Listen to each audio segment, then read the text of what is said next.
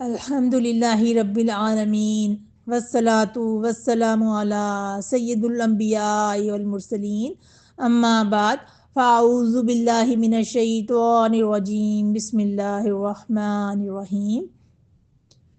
سورہ آل عمران آیت نمبر 92۔ لا تنالوا البر حتی تنفقوا مما تحبون، تم ہرگز نیکی کے اعلیٰ درجے کو نہیں پہنچ سکتے جب تک کہ اپنی محبوب چیزوں میں سے خرچ نہ کرو۔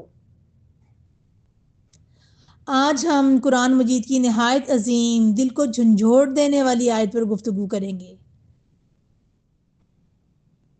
یہ آیت انسان کی نیکیاں، اس کا اخلاق، اس کی سخاوت، اس کا مقام، ہر چیز کا معیار بیان کرتی ہے۔ اس آیت کا خلاصہ اور مفہوم یہ ہے کہ البر یعنی نیکی کا اعلیٰ ترین درجہ، ایسا مقام جہاں ایمان، تقوی، اخلاص اور اخلاق سب جمع ہو جائیں۔ اللہ فرما رہے ہیں کہ تم زبان سے جتنی بھی باتیں کر لو، اصل نیکی اس وقت ثابت ہوگی جب تم اپنی محبوب چیز اللہ کی راہ میں دینے کو تیار ہو جاؤ گے۔ یہ دین قربانی چاہتا ہے، محبتوں کی قربانی، خواہشوں کی قربانی، مال کی قربانی اور نفس کی قربانی۔ صحابہ کرام کے عظیم نمونے ہمیں ملتے ہیں۔ حضرت ابو طلحہ رضی اللہ تعالیٰ عنہ کا واقعہ، سب سے محبوب باغ صدقہ کر دیا انہوں نے۔ جب یہ آیت نازل ہوئی تو انہوں نے سب سے محبوب باغ اپنا صدقہ کر دیا۔ مدینے میں حضرت ابو طلحہ رضی اللہ تعالیٰ عنہ کا برہا نامی ایک باغ تھا، بہت خوبصورت، بہت قیمتی اور آپ کے نزدیک سب سے زیادہ محبوب۔ آیت سنتے ہی رسول اللہ صلی اللہ علیہ وسلم کے پاس آئے اور عرض کیا، یا رسول اللہ، یہ باغ مجھے سب سے زیادہ محبوب ہے اور اللہ نے فرمایا ہے محبوب چیز خرچ کرو، تو میں اسے اللہ کے لیے صدقہ کرتا ہوں۔ نبی صلی اللہ علیہ وسلم خوش ہو کر فرمایا، یہ بڑا فائدہ مند مال ہے، اللہ اسے تمہارے لیے قبول کرے۔ اس سے ہمیں کیا سبق ملتا ہے؟ اللہ محبوب چیز دیکھتا ہے، مقدار نہیں، قربانی کی قیمت نہیں، اس کے پیچھے دل کا اخلاص قیمت رکھتا ہے۔ اسی طریقے سے حضرت عمر رضی اللہ تعالی عنہ اور حضرت ابو بکر صدیق رضی اللہ تعالی عنہ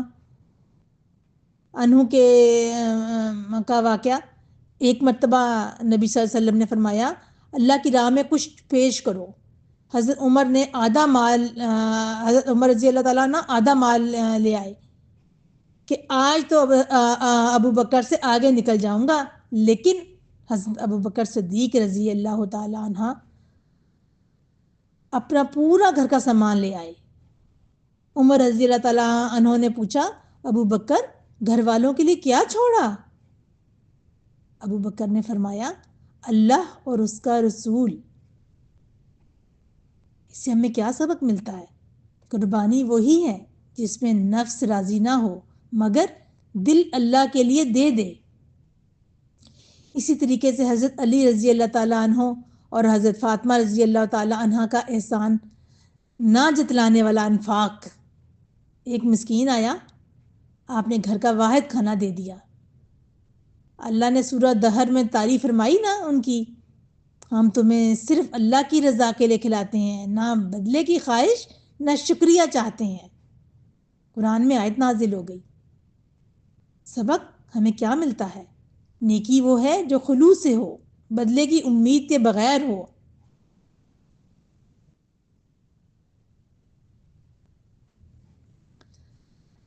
نبی صلی اللہ علیہ وسلم کی مختلف احادیث ملتی ہیں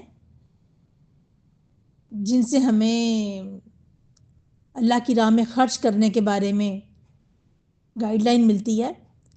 مسلم کی حدیث ہے، صدقہ مال کو کم نہیں کرتا بلکہ بڑھاتا ہے۔ اسی طرح بخاری کی حدیث ہے، جو چیز تم پسند کرتے ہو وہی اللہ کے ہاں سب سے افضل صدقہ ہے۔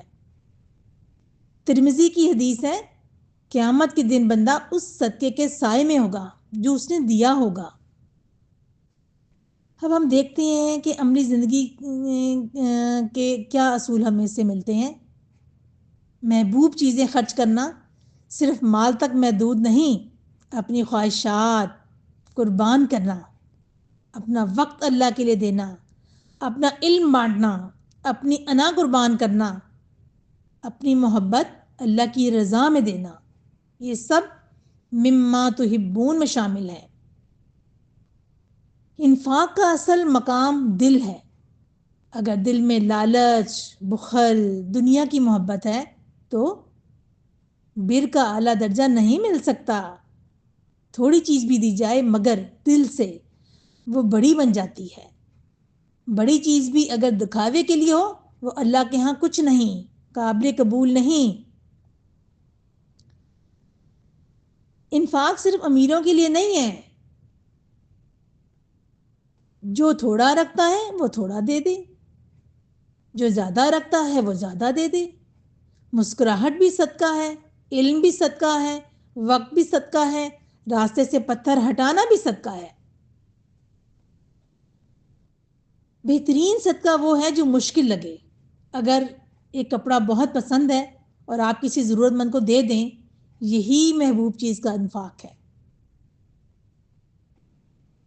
پھر اپنی اولاد کو انفاق کا مزاج سکھائیں۔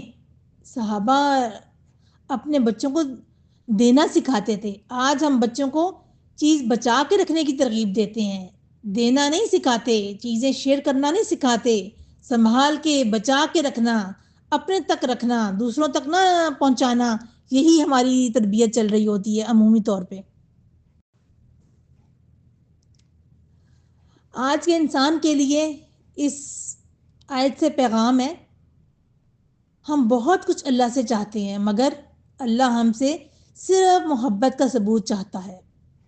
محبت کا ثبوت یہی ہے کہ اللہ کے لیے اپنی پسندیدہ چیز قربان کر دے۔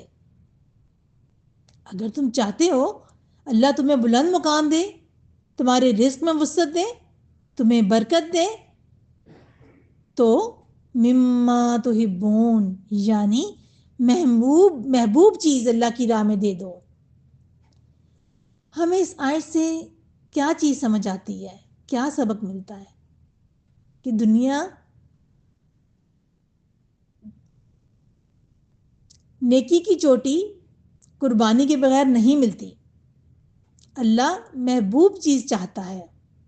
صحابہ کے دل پاک تھے، اس لیے وہ سب کچھ اللہ کے لیے دے دیتے تھے۔ جو اپنے محبوب مال کو اللہ کے لیے قربان کرے گا، اللہ اسے دنیا و آخرت میں عزت دے گا۔ اب ہم اللہ سے دعا کرتے ہیں، اللہ سبحانہ تعالی ہمیں ہمارے نفس کے حوالے نہ کر۔ یا اللہ ہمیں اپنی محبوب چیزیں، پسندیدہ چیزیں اپنی راہ میں خرچ کرنے کے لیے دلوں میں تنگی نہ لانے دینا، ہمیں ہمارے نفس کے حوالے نہ کرنا۔ یا اللہ ہم اپنی محبوب چیزیں تجھے دیں تاکہ تجھے پسند آ جائے اور تو ہماری دنیا اور آخرت میں ہمارے لیے نجات کا اس کو ذریعہ بنا دے۔ آمین یا رب العالمین۔